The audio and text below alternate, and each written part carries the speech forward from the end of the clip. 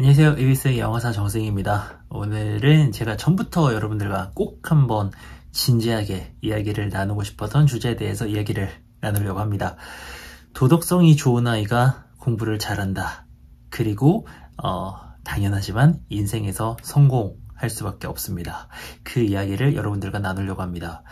우리가요, 좀 옛날부터 그런 좀 잘못된 편견을 가지고 있는 게 도덕적이라고 하는 게 착하다 라고 생각을 하면은, 왜 착하면은 너무 사람이 순진하고 이러면은 막 손해볼 것 같고 막 이런 생각을 하지 않습니까? 이거는 결코 근거가 없는 이야기라고 생각을 하고요. 도덕성을 반드시 길러줘야 됩니다. 옛날에요, 기억나십니까? 아마 제 나이 또래거나 더 나이 많으신 분들은 보셨을 텐데, EBS에서 이 서울대학교 팀과 함께 연구를 한 적이 있습니다. 도덕성이 높은 아이들, 그리고 상대적으로 도덕성이 낮게 측정되는 아이들, 이렇게 두 집단으로 나누어가지고 이 아이들을 가지고서 실험을 한 적이 있습니다. 지금도 유튜브 검색하시면은 EBS 도덕성 이렇게 검색하시면은 영상 보실 수 있을 텐데요. 되게 재밌습니다. 아이들이 도덕성이 낮은 아이들에게요, 어떤 게임을 시켰거든요. 그랬더니 이 아이들이 이렇게 공을 땅에 떨어뜨리지 않고 운반하는 그런 게임이었는데요. 규칙을 막 어깁니다. 공이 막 땅에 떨어지면 처음부터 다시 시작해야 되는데 그냥 막 해요. 그냥 막 합니다. 왜? 결과만 생각을 하는 거죠. 규칙을 어기는 겁니다. 도덕성이 높은 친구들은요, 예상하시겠지만 공이 떨어지잖아요. 그러면은 너나 할 거 없이 얘기를 합니다. 우리 처음부터 다시 시작해야 돼 라고 하면서 처음부터 다시 시작을 합니다. 당연히 굉장히 원칙대로 했기 때문에 그 공은 많이 못 옮겼어요. 하지만 중요한 건 뭡니까? 규칙을 지켰다라는 겁니다. 어떠십니까? 좀 답답한 아이들이라고 생각되시나요? 주변에서 이런 아이들 좀 보셨을 수도 있고 여러분들의 자녀가 그럴 수도 있습니다. 너무 원칙대로인데 나중에 이러다가 손해보지 않을까 사회생활하면서? 절대로 아닙니다. 실제로 그 EBS 다큐멘터리에서 도덕성이 높았던 그 친구들과 그렇지 않은 친구들을 대상으로 다양한 이제 평가를 했거든요. 그랬을 때 도덕성이 높은 친구들이 집중력도 좋고요, 자제력도 좋고요, 학업 성취도 좋고요, 삶에 대한 만족도도 높고요, 거의 모든 영역에서 너무나도 월등하게 좋게 평가가 되었습니다. 왜 그럴까요? 일단 기본적으로 도덕성이라고 하는 게 그 양심이라고 하는 거는 그 중에 일부분이고요. 거기에는 참 많은 것들이 포함되어져 있는데 그 중에서도 어떤 자제력 같은 것들, 이런 것들이 포함이 되어 있거든요. 자제력이 뭡니까? 나의 욕구를 참는 거예요. 아니, 그 공을 옮겨야 될 때 빨리 옮기고 싶지 않습니까? 결과를 잘 내서 칭찬받고 싶죠. 그 욕구를 참는 겁니다. 일상에서요, 저 어제도 봤어요. 막 빨간불인데 어떤 학생이요, 사람들 다 기다리고 있는데 그냥 막 지나갑니다. 그럴 수 있죠. 그럴 수 있는데 그 친구 욕구를 참지 못하는 거죠. 빨리 건너고 싶다는 욕구 때문에 규칙을 어기는 겁니다. 전 그저께도 봤습니다. 건물에 나오면서 손에 있던 쓰레기를 길바닥에 그냥 아무렇지도 않게 버려요. 저랑 바로 앞에 있는데 그냥 막 버립니다. 쓰레기통까지 가지를 못하는 거죠. 이 쓰레기를 빨리 내 손에서 버려버려야 되겠다라고 하는 욕구를 참지 못하는 겁니다. 우리 그런 사례들 너무 많이 보잖아요. 학교에서 분리수거가 제대로 되는지 아세요? 제가 있었던 거의 모든 학교에서 저희 20년 경력 동안에 분리수거는 제대로 되지 않았습니다. 왠지 아세요? 되게 착하고 열심히 하는 친구들은요, 열심히 분리수거를 합니다. 근데 이제 결국에는 전체 집단에서 어느 정도의 비율이 분리수거를 안 해버리면은 전체적으로 봤을 때는 분리수거가 안 되어 보일 수밖에 없죠. 음료수 먹던 거 그냥 막 버려버리고요. 그 뻔히 친구들이 치우는 걸 알면서도 분리수거를 안 해요. 그러면은 그 분리수거 하는 친구들은 굉장히 이제 도덕성이 높은 친구들이거든요.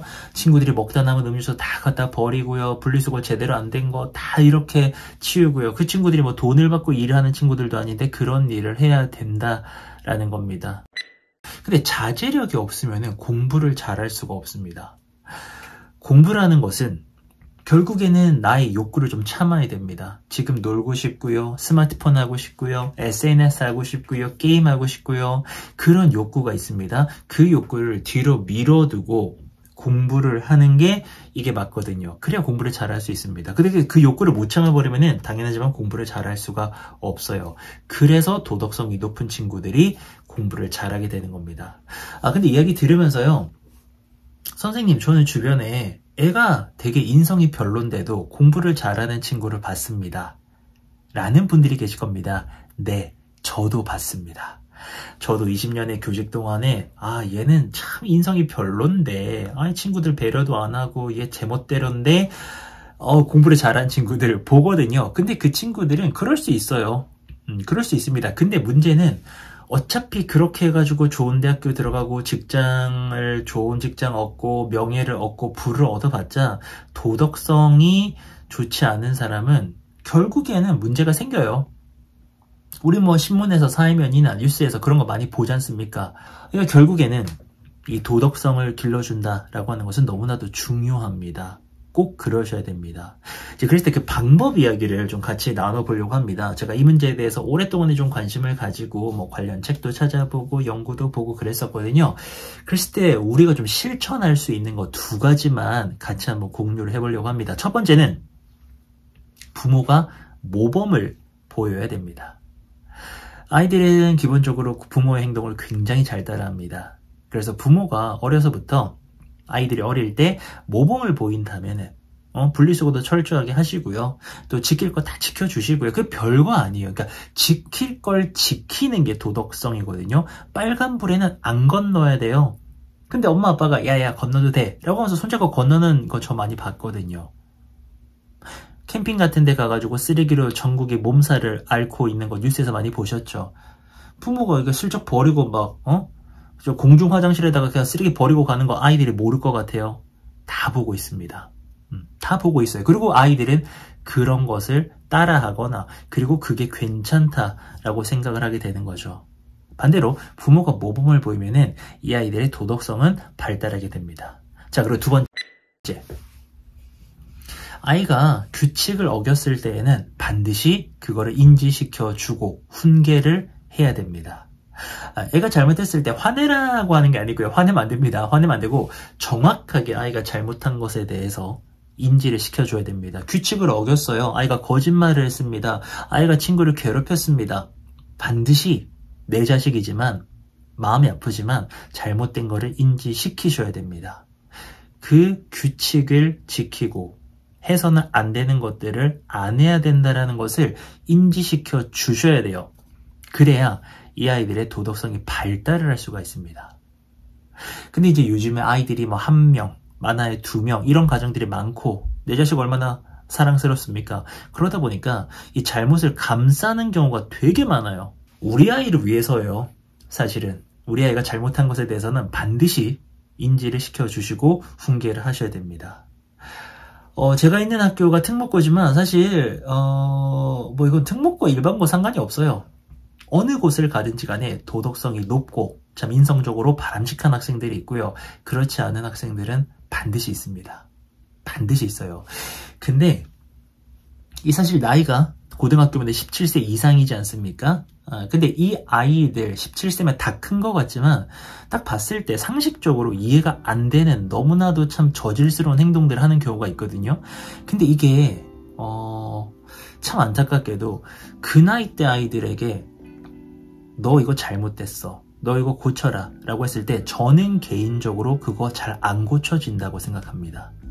그 근거는 도덕성은 발달을 하는 거거든요. 이게 한순간에 뭔가 이렇게 연필로 쓴 걸 지우개로 지우듯이 지워버리고 한순간에 되는 게 아니고요. 이거는 정말 시기에 맞게 도덕성이라고 하는 것은 발달을 한다라는 겁니다. 피아제, 콜버그 이런 이제 학자분들이 이 도덕성에 대해서도 발달 단계를 연구하시기도 했었고요. 그러니까 도덕성은 시간을 두고요. 이 아이가 이 마음속에서 정신 속에서 발달을 하는 개념인데 얘가 뭘 잘못했다 그래가지고 뭐라 한다 그래서 지적한다 그래서 이게 고쳐진다? 안 고쳐집니다. 저는 진짜 이런 거 많이 봤어요. 아무리 알려줘도 이해를 못합니다. 그 아이가 나쁜 아이라서 아닙니다. 어려서부터 가정에서 이런 걸 배우지를 못했기 때문에 도덕성 발달을 못한 거예요. 그러니까 이 아이에게 괜히 뭐라고 하면은 상처만 줄 수 있고 도덕성 발달은 제대로 일어나지 않는 거죠. 참 학교에서도 안타까운 경우들을 저는 참 많이 봅니다. 근데 이 모든 이야기는요, 결국 우리 아이, 우리 가정에 우리 자녀를 잘 키우기 위해서잖아요. 아주 심플합니다. 우리 아이의 도덕성 반드시 길러줘야 됩니다. 그렇다면 두 가지 기억할게요. 첫 번째, 모범을 보인다. 부모가 뭐 조금 더 아이들이 있을 때는 더 좀 모범적으로 행동을 하면 좋겠죠. 근데 그게 뭐 대단한 선행을 베푸는 게 아니고요. 일상에서 뭐 그런 거죠. 엘리베이터에서 열린 버튼 누르고 오는 사람 좀 기다려준다라던가, 문을 좀 잡아준다라던가, 뒷사람을 위해서 빨간불에는 길을 안 건넌다라던가, 쓰레기가 있을 때에는 좀 줍는다던가, 버리지 않는다라던가, 분리수거를 철저하게 한다라던가, 그냥 우리가 사회적으로 약속한 것들 지키는 거에 대한 이야기입니다. 뭐 대단히 어디 가서 뭐 봉사활동하고 이런 거는 바라지도 않고요. 그냥 지킬 것만 지켜도 됩니다.